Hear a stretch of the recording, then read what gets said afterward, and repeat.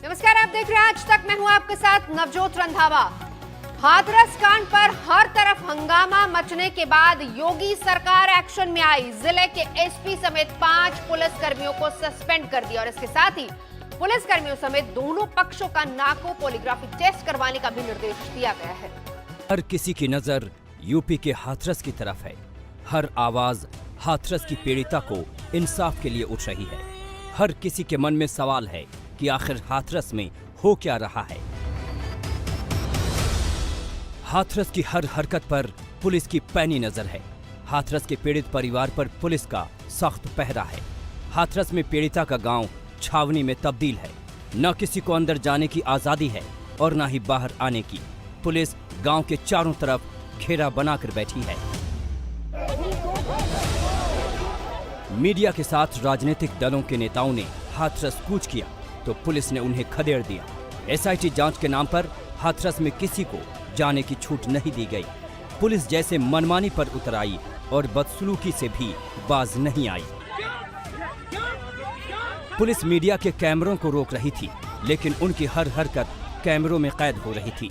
आखिरकार पुलिस प्रशासन की हकीकत की तस्वीर जब हुक्मरानों तक पहुंची तो सूबे के मुखिया एक्शन में आए और जिले के पुलिस अधिकारियों पर गाज गिर गई। जिले के एसपी समेत 5 पुलिसकर्मियों को सस्पेंड कर दिया गया है। डीएसपी और थाने के इंस्पेक्टर निलंबित हो गए हैं।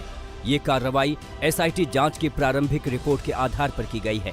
साथ ही थाने के पुलिसकर्मियों का नार्को पॉलीग्राफ टेस्ट कराने के भी निर्देश दिए गए हैं। जिन पुलिसकर्मियों पर गाजगिरी है उनमें एसपी विक्रांत वीर, सीओ राम शबद, इंस्पेक्टर दिनेश कुमार वर्मा, एसआई जगवीर सिंह और हेड कांस्टेबल महेश पाल शामिल हैं। पुलिस कर्मियों के साथ ही परिवार का भी नार्को पॉलीग्राफ टेस्ट कराने के निर्देश दिए गए हैं। हाथरस की घटना से योगी सरकार बैकफुट पर है। इसी के मद्देनजर पुलिस के खिलाफ एक्शन की कार्रवाई की गई है। लेकिन इंसाफ की ये जंग तब तक जारी रहेगी जब तक कि पीड़ित परिवार को इंसाफ नहीं मिल जाता। हाथरस से चित्रा त्रिपाठी, तनुश्री पांडे और अभिषेक आनंद के साथ कुमार अभिषेक, लखनऊ आज तक। हाथरस की पीड़िता का परिवार कहां है, कैसा है? एसआईटी की टीम गांव में पहुंचने के बाद परिवार तक पहुंच पाना मुश्किल हो गया। लेकिन आज हम आपको वो सच दिखाने जा रहे हैं जो पीड़ित परिवार के साथ हो रहे जुल्म और ज्यादती की हकीकत बयां कर रहा है। पूरी तरह से प्रेशर बना रहे हैं ये लोग के डीएम साहब, एडीएम साहब और एसपी साहब भी पूरा तरह से हमारे घर पे 24 घंटे एकदम जैसे ताक रहे, जैसे कि हम लोग ही अपराधी हैं। इस तरह से हम लोग को दूर कर रहे हैं। सच में वो ताकत होती है जो लाख पर्दों के पीछे भी नहीं छुपती। भले कोई लाख पहरे बिठाए, लेकिन सच बाहर आ ही जाता है। हाथरस के इस गांव में हर तरफ पुलिस का पहरा है। एक परिवार जो अपनी बेटी को खोने के बाद इंसाफ की आस में बैठा है, उसकी आवाज को बाहर आने नहीं दिया जा रहा। पीड़िता के परिवार को पुलिस ने घर में ही कैद कर दिया है। पीड़िता के घर न किसी को आने की इजाजत है और न ही वहां तक किसी को जाने की।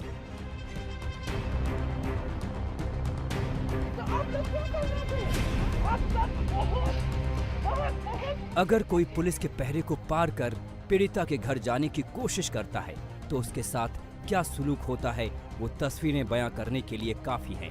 लेकिन इस पहरेदारी के बीच एक ऐसा सच सामने आया है जो पीड़िता के परिवार के साथ हो रहे जुल्म और ज्यादती को सबके सामने लाता है।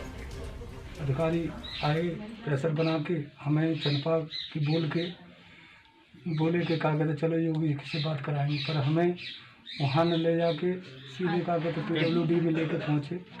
वहाँ मतलब पूरा प्रेशर बना के और कागज हमसे वो उसमें साइन करा लिए। ये लोग मिले हुए कल एडीएम साहब जो हमारे अपराधी उनके माँ बापों से मिल रहे हैं, उनसे वो कर रहे हैं कि आप चिंता न करें, हम तुम्हारे पूरी तरह साथ हैं, पूरी मदद करेंगे। जो हमारे विपक्ष पार्टी है, जो लड़के अपराधी उनके माँ बापों से बात कर रहे हैं जाके ये लोग, हम तुम्हारे साथ हैं, हर चीज़ की कोई चिंता नहीं, हम पूरा उन पर दबाव बना रहे हैं। और हाँ, कोई अधिकारी भी कहा तो वहाँ से बात करिए कि बॉडी सुरक्षित है या नहीं है। जहाँ पोस्टमार्टम हुआ है हमें नहीं मालूम है कि कहा तो बॉडी वही थी। पीड़िता के घर वालों से बातचीत का ये वीडियो भीम आर्मी ने जारी किया है। इस वीडियो में पीड़िता परिवार के साथ पुलिस और प्रशासन की तरफ से हो रही नाइंसाफी की पूरी हकीकत कैद है। ये वीडियो दिखाता है कि कैसे उस परिवार को दबाने की कोशिश हो रही है जिसने अपनी बेटी को खो दिया है। पूरी तरह से प्रेशर बना रहे हैं ये लोग के डीएम साहब, एडीएम साहब और एसपी साहब भी पूरा तरह से हमारे घर पे 24 घंटे एकदम जैसे ताक रहे, जैसे कि हम लोग ही अपराधी हैं, इस तरह से हम लोग को ड्यू कर रहे हैं। और हमने अपने बहन की डेड बॉडी के लिए बोला तो बोले अगर ये बताइए अगर उसको कोरोना से मर जाती तो आपको कुछ मिलता, ऐसे मुआवजा मिलता, ऐसे ऐसे हमसे ये ऐसे।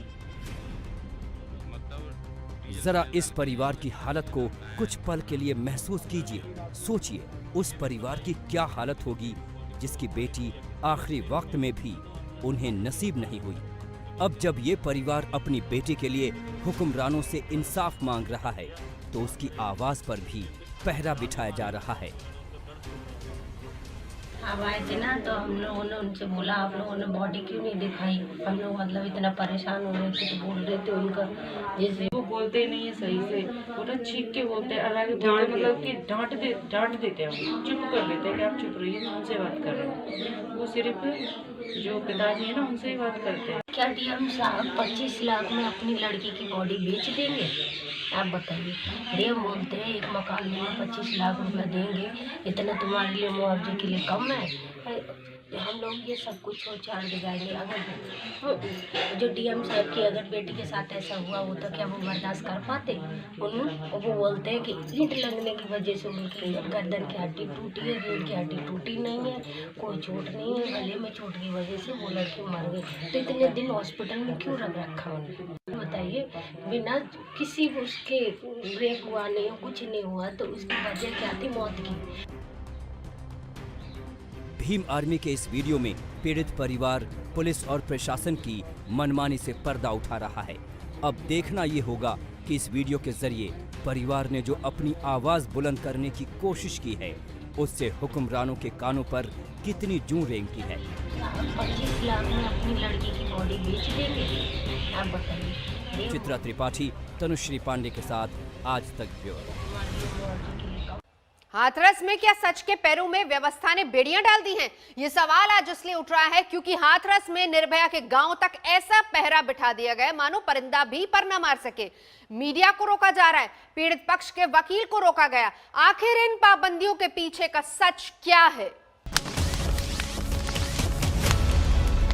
ये योगी सरकार के अफसर रात के अंधेरे में बेशर्मी से एक रेप पीड़िता का चुपके से अंतिम संस्कार कर दिया गया और दिन में सवाल पूछने पर झुंझला गए, बदतमीजी पर उतर आए।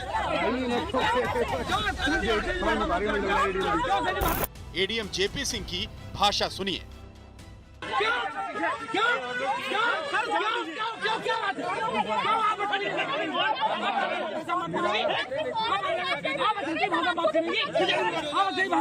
तुम्हारे जैसे लोगों के कारण रेप होते हैं। तुम्हारे जैसे लोग इस अफसर को गैंगरेप की शिकार हुई बिटिया पर सवाल पूछना अखरने लगा, लेकिन हद तो ये हो गई कि जांच के नाम पर पुलिस ने गांव को घेर लिया। कई थानों की पुलिस मौके पर तैनात हो गई। सैकड़ों पीएससी के जवान गांव में मोर्चा संभाल कर खड़े हो गए।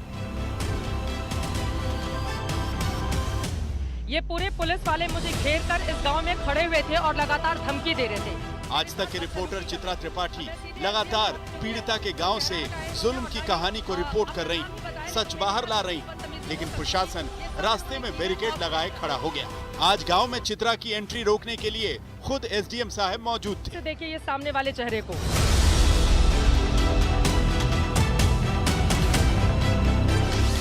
एसडीएम सिर्फ एंट्री ही नहीं रोक रहे थे बल्कि बदतमीजी कर रहे थे। जब तक हमारा कैमरा बंद था एसडीएम साहब का मुंह खुला हुआ था।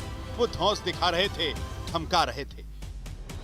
अपने अफसर का ये अंदाज देखकर साथ खड़े पुलिस वाले भी बदतमीजी पर उतर आए, लेकिन जैसे ही कैमरा ऑन हुआ एसडीएम साहब को सांप सूंघ गया। जरा गौर से देखिए ये सामने वाले चेहरे को। इन्होंने आकर झूठ की इतनी कहानी यहाँ पर गढ़ी है कि मैं क्या बताऊं। और जरा आसपास के पूरे फौज को दिखाइए, ये पूरे पुलिस वाले मुझे घेर कर इस गांव में खड़े हुए थे और लगातार धमकी दे रहे थे, मेरे साथ बदसलूकी कर रहे थे। अब मैं सीधे एसडीएम साहब, चूंकि अपना न चेहरा हटाया इन्होंने और ना ही अपना नाम ही बताया, लेकिन मेरे साथ जितनी बदतमीजी हो सकती थी ये सब इन्होंने की है ऑफ कैमरा। और जब मैंने वीडियो से रिकॉर्ड करने की कोशिश की तो इस अधिकारी ने मुझे धमकी दी है। अब बताइए साहब, कैमरे पे बताइए, पूरा देश भी सुने कि क्या मैं गलत खबर चला रही हूं? बोलिए आप कि मैं गलत खबर चला रही हूं। आप बोलिए कि मैं गलत, आप सिर्फ मुझे धमकी नहीं दे सकते ना, आप पूरे देश को बताइए कि मैं गलत खबर चला रही हूं। आप मुझे अकेले में तो यहाँ पर धमकी दे रहे थे, आपके तमाम पुलिस वालों ने मुझे घेर कर रखा हुआ था। अब आप बोलिए, पूरे देश को बताइए ना कि मैं गलत खबर चला रही हूँ। यहाँ से आप लोग कहते हैं ना कि आपका पक्ष नहीं लिया जाता, समय आपको मौका दे रही हूँ, बोलिए। अब मुख्यमंत्री भी सुन रहे होंगे, देश के प्रधानमंत्री तक भी आपकी आवाज पहुंचेगी, बताइए मैं गलत खबर चला रही हूँ। एसडीएम प्रेम प्रकाश मीणा का मौन वाला ये ड्रामा काफी देर तक चलता रहा। हमारे सवालों का कोई जवाब नहीं दे पा रहे थे, लेकिन जब कुछ नहीं सूझा तो थोड़ी देर बाद हाथ झाड़ कर निकल लिए। सर अपना नाम तो बताते जाइए आप, सर अपना नाम तो बताते जाइए। अपना चले गए। पूरे गांव में नाकेबंदी थी, न कोई अंदर जा सकता था न कोई बाहर निकल सकता था। मीडिया को पीड़ित परिवार तक पहुंचने से रोका गया, लेकिन कहते हैं ना, सच को जितना दबाया जाएगा वो उतना ही विस्फोटक तरीके से बाहर आएगा। हाथरस में भी यही हो रहा है। पीड़िता का भाई पुलिस से नजरें बचाते बचाते खेतों के रास्ते मीडिया तक पहुंचाया और फिर उसने जो खुलासे किए वो चौंकाने वाले थे। पीड़िता के भाई ने पुलिस की बर्बरता की पूरी कहानी मीडिया के सामने बताई। उसने कहा, परिवार को पुलिस ने घर में कैद कर दिया है, लड़की के घर वालों के फोन छीन लिए गए, पीड़िता के परिवार से मारपीट के आरोप लगे, परिवार को डराया धमकाया जा रहा है। वो हमको किसी को लेकर नहीं दे रहे बाहर। फोन भी ले लिया आप लोगों से? फोन भी ले लिया है, जी बोला था कि उनको बुला लाओ और हम उनसे बात करना चाहते हैं। आप यहाँ कैसे पहुँचे हो, कैसे आने दिया? खेतों में के आए हैं, छुपके नहीं चिल्ला रहे हैं। किस पे चिल्ला रहे हैं? चिल्ला रहे थे। अभी तो वो बात कर ही रहा था, इसी बीच पुलिस वालों की नजर उस पर पड़ गई और वो वहाँ से खेत के रास्ते भाग निकला। हाथरस के डीएम परिवार को धमका रहे हैं, वीडियो वायरल हुआ है। हाथरस के अफसर मीडिया को धमका रहे हैं। सवाल उठता है कि ऐसा कौन सा रहस्य है जिसे छिपाने के लिए इतनी जोर आजमाइश चल रही है? पीड़िता के परिवार पर इतने पहरे क्यों? मीडिया को रिपोर्टिंग से क्यों रोका जा रहा है? क्या पीड़िता के परिवार की आवाज दबाई जा रही है? क्या पुलिस सच बाहर आने से रोक रही है? जिस तरीके से गांव की हर एंट्री पर भारी पुलिस बल खड़ा है, उससे तो यही लगता है कि सच से अफसर घबरा गए हैं। 2 दिन पहले रात के अंधेरे में परिवार की मर्जी के खिलाफ पीड़िता की अर्थी को तेल छिड़क कर फूंक दिया गया। जरा सोचिए, जिस परिवार ने अपनी बेटी को इतने दर्दनाक तरीके से खोया हो, उसे आखिरी बार उसका चेहरा देखने का मौका नहीं मिलना चाहिए था। सवाल ये भी है कि तमाम प्रशासनिक अफसरों को ये सब करने की शक्ति कहां से मिल रही है? अफसरों को मनमानी करने का लाइसेंस कहां से मिल रहा है? चित्रा त्रिपाठी के साथ अभिषेक आनंद, हाथरस, आज तक।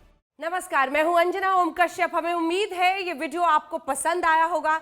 लेटेस्ट खबरों के लिए यूं ही देखते रहिए आज तक, और इस वीडियो के पसंद आने पर लाइक, शेयर एंड सब्सक्राइब करना ना भूलें।